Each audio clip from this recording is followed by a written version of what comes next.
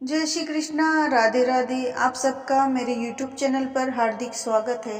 आज मैं फिर से आपके लिए लेकर आई हूँ माघ मास में सुनने वाली धर्मराज जी की कथा। तो अब चलो सुनो मेरे साथ धर्मराज जी की कथा। किसी गांव में एक बुढ़िया रहती थी। वह बहुत नियम धर्म से व्रत रखा करती थी। एक दिन भगवान के घर से यमदूत उसे लेने आ गए और वह उनके साथ चल पड़ी। चलते चलते एक गहरी नदी आई तो यमदूत बोले कि माई, तुमने गोदान की हुई है या नहीं। बुढ़िया ने उनकी बात सुनकर मन में श्रद्धा से गाय का ध्यान किया तो उनके समक्ष आ गई और बुढ़िया उस गाय की पूंछ पकड़कर नदी पार कर गई। वह यमदूतों के साथ फिर आगे बढ़ी तो काले कुत्ते आ गए।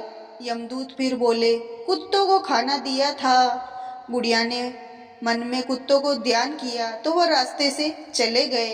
अब बुढ़िया फिर से आगे बढ़ने लगी तो रास्ते में कौवे ने उसके सिर में चोंच मारनी शुरू कर दी।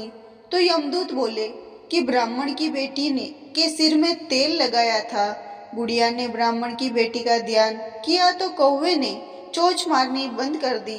कुछ आगे बढ़ने पर बुढ़िया के पैर में कांटे चुभने लगे तो यमदूत बोले कि खड़ाऊ आदि दान किया है कि नहीं किया।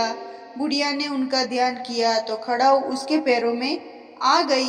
बुढ़िया फिर आगे बढ़ी तो चित्रगुप्त जी ने यमराज जी से कहा, आप किसे लेकर आए हो।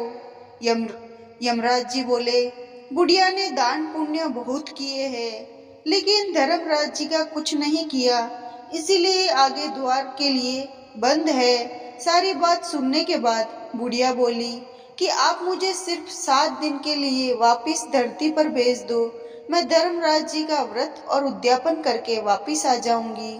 बुढ़िया माई वापिस धरती पर अपने गांव आ गई और गांव वालों ने उसे भूतनी समझकर अपने दरवाजे बंद कर दिए। वह जब अपने घर गई तो उसके बहू बेटे ने भी दरवाजे बंद करके बैठ गए।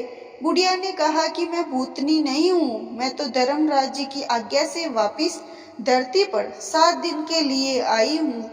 इस 7 दिन में मैं धर्मराज जी का व्रत और उद्यापन करूंगी जिससे मुझे परलोक में जगह मिलेगी।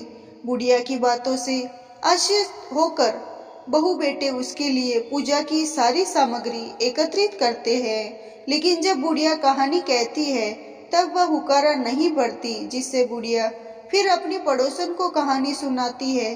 वह हुकारा बढ़ती है।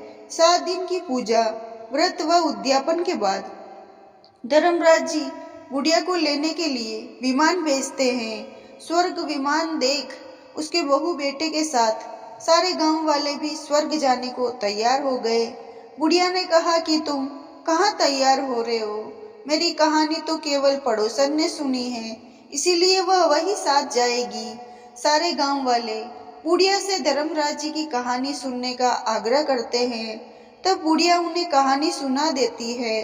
कहानी सुनने के बाद सारे ग्रामवासी विमान में बैठकर स्वर्ग जाते हैं। तो धर्मराज जी कहते हैं, मैंने तो विमान केवल बुढ़िया को लाने के लिए भेजा था। बुढ़िया माई कहती है, हे धर्मराज जी, मैंने तो जो भी पुण्य किए हैं उसमें आधा भाग अब गांव वालों को दे दो। इस तरह से धर्मराज जी के ग्रामवासियों को भी स्वर्ग में जगह दे दी। हे धर्मराज जी महाराज, जैसे आपने बुढ़िया के साथ सभी गांव वालों को स्वर्ग में जगह दी, उसी तरह हमें भी देना। कहानी सुनकर हुकारा भरने वाले को भी, कहानी कहने वालों को भी जगह देना। धर्मराज महाराज की जय।